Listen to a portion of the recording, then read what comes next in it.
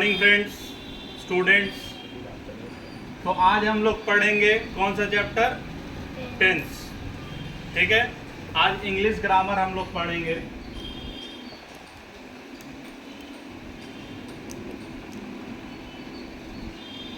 आप लोग सोच रहे होंगे कि ये फिजिक्सोलॉजी, फिजिक्स का चैप्टर, फिजिक्स रिलेटेड ही चैनल है। नहीं, ये ऑल सब्जेक्ट चैनल है। इसमें English 1, English 2, physics, chemistry, math, history, सारा भी ICSE CBSE का अप टू क्लास 10 और 11, 12 फिजिक्स, मैथ और इंग्लिश भी इसमें कवर होगा धीरे धीरे। तो आज हम लोग टेंस पढ़ेंगे। ठीक है, इंट्रोडक्शन वीडियो है, आप सपोर्ट कीजिए, लाइक कीजिए, सब्सक्राइब कीजिए। तो टेंस क्या होता है? टेंस का मतलब होता है time of action, time of action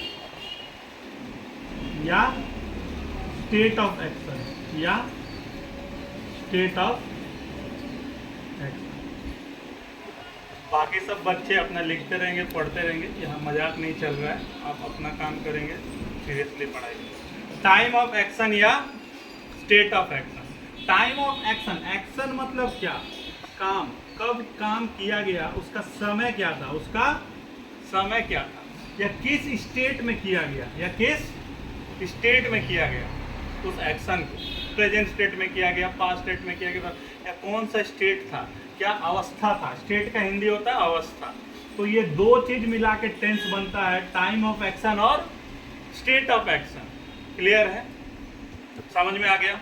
तो ये टेंस का डेफिनेशन है। डेफिनेशन मतलब आपको समझना है चीज़ों को, कुछ भी याद नहीं करना है। जितना ज़्यादा से ज़्यादा हो सके समझने की कोशिश कीजिए कि जिस समय में वो एक्शन किया गया और जिस अवस्था में वो एक्शन किया गया।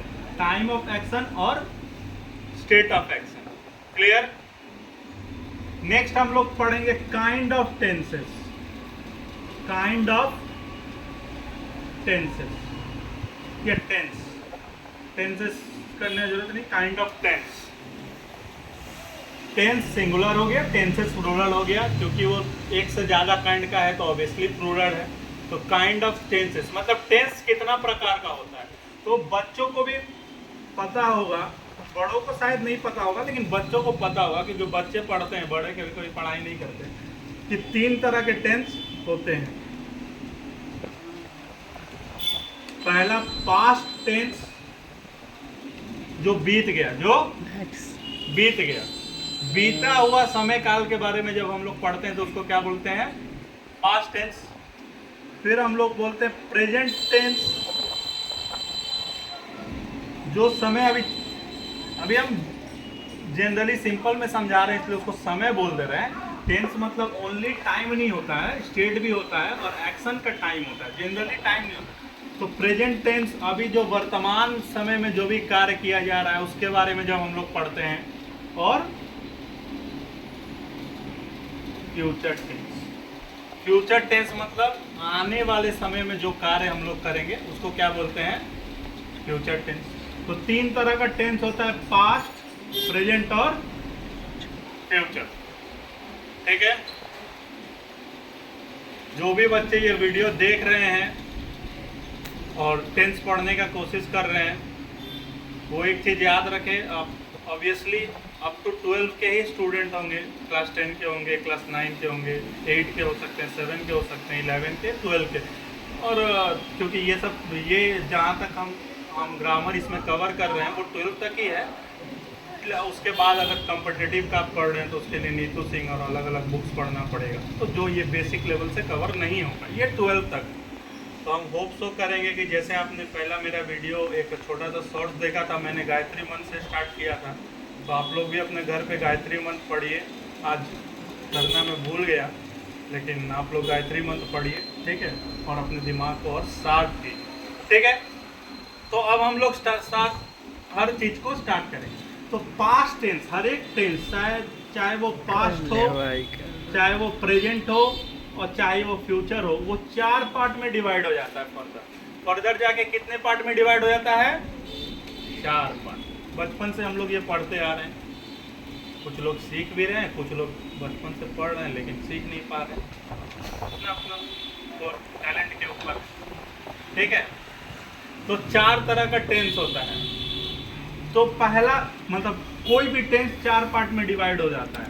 तो हम लोग सबसे पहले जो पढ़ेंगे बस उस 4 पार्ट के बारे में लिखते हैं, फिर हर के बारे में करेंगे। तो सबसे पहले सिंपल या उसको इनडेफिनिट भी बोला जाता है। सिंपल या उसको क्या बोलते हैं हम? इनडेफिनिट। क्या बोलते हैं? इनडेफिनिट। क्लियर है? ये हमें पता हो। फिर कंटिन्यूअस, फिर हम लोग क्या बोलते हैं? कंटिन्यूअस। तो समझाएंगे एक एक टेंस क्या है, इसको बाद में समझाएंगे। अभी सिर्फ हम नाम लिख रहे हैं और कितने टाइप का है वो देख रहे हैं। तीसरा परफेक्ट। तीसरा क्या हो जाता है? परफेक्ट। और लास्ट टाइप हो जा रहा है परफेक्ट कंटिन्यूअस। Perfect continuous. तो देखिए पास्ट टेंस भी यही 4 प्रकार के होते हैं। पास्ट सिंपल पास्ट, या past indefinite, past continuous, past perfect, past perfect continuous. Present tense भी यही 4 के होते हैं। Simple present, present continuous, present perfect, present perfect continuous. Future भी 4 प्रकार के होते हैं। इसके बारे में हम बाद में पढ़ेंगे। फ्यूचर से 4 प्रकार के होते हैं कि नहीं होते, लेकिन जनरली हर टेंस को हम बोला जाता है कि इस 4 प्रकार का। क्लियर है? ये बेसिक हमने बच्चों में बच्चे क्लास से ही हमने पढ़ा है। अगर आपने पढ़ा है तो, नहीं पढ़ा है तो आप बुढ़ापे तक भी नहीं सीख पाएंगे, लेकिन ऐसे बच्चे में हमने पढ़ा है। अब हर टेंस का एक एक एग्जाम्पल लेंगे और एग्जाम्पल को हम लोग पढ़ेंगे और उसको तोड़ के पढ़ेंगे। सबसे पहले सिंपल प्रेजेंट या प्रेजेंट इंडेफिनिट के बारे में पढ़ेंगे। बोर्ड रब कर दो मैं, फिर उसको पढ़ेंगे।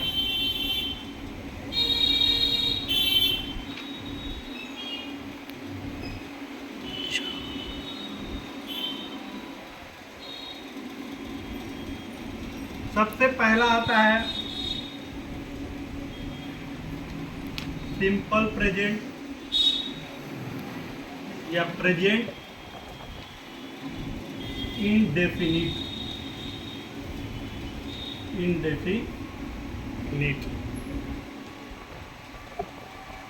सिंपल प्रेजेंट किस सेंटेंस को बोलते हैं? कब?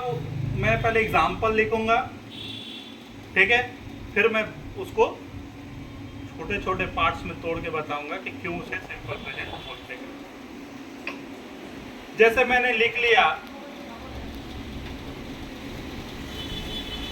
he does work hard, he does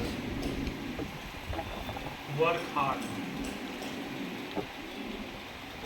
he does work hard। ठीक है, ये एक नेगेटिव सेंटेंस है। इसी तरह मैं पॉजिटिव सेंटेंस भी लिख सकता हूं। Father gets up early in the morning, father gets up early in the morning. एक हैबिचुअल एक्शन है। ये क्या है? रोज हैबिट हम लोग कर रहे हैं, तो ये एक हैबिचुअल एक्शन है। ठीक है, ये नेगेटिव सेंटेंस है और ये पॉजिटिव। तो जब सब्जेक्ट के साथ हम वर्ब का फर्स्ट फॉर्म लेते हैं और एस और ईएस जोड़ देते हैं, तो ये बन जाता है सिंपल प्रेजेंट या प्रेजेंट इंडेफिनिट। फादर क्या है? सब्जेक्ट है, वर्ब के साथ एस जोड़ दिया है फर्स्ट फॉर्म, और वर्ब का फर्स्ट फॉर्म मैंने लिया है। अब बाकी सब तो latter part of the sentence है। तो ये क्या हो जाता है? Simple present. क्या हो जाता है? Simple present. क्लियर है? जो ऑफलाइन में पढ़ रहे हैं और उन्होंने तो पहले ये चीज़ पढ़ रखा है, तो आप लोग के लिए तो मुश्किल नहीं होना चाहिए। I hope so. हो रहा है तो मतलब आपने पढ़ाई नहीं किया, उसको पढ़ाई करो। तुम क्या कर रहे हो? ठीक है, नेक्स्ट। नेगेटिव सेंटेंस जब होगा तो सब्जेक्ट प्लस डज या डू नॉट हो जाएगा, प्लस वर्ब का थर्ड फॉर्म, वर्ब का थर्ड फॉर्म। क्लियर है? थर्ड फॉर्म गलत बोल दिया मैंने, वर्ब का फर्स्ट फॉर्म। क्लियर है? ठीक है। इसके बाद हम लोग पढ़ेंगे सिंपल पास्ट। हम पहले सिंपल में ही तीनों टेंस पढ़ लेंगे। सिंपल प्रेजेंट पढ़ लेंगे, सिंपल पास्ट पढ़ लेंगे और सिंपल फ्यूचर पढ़ लेंगे।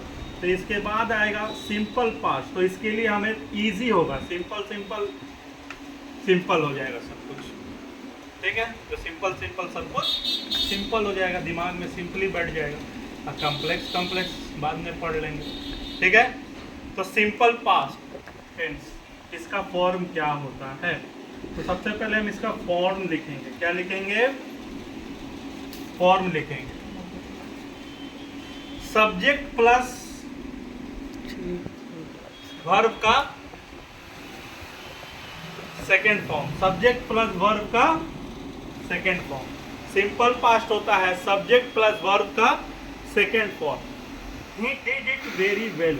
He did it very well, मतलब पास्ट टेंस ही है, सेकेंड फॉर्म है डिड सब्जेक्ट के साथ, तो वो सिंपल पास्ट हो गया। क्या हो गया?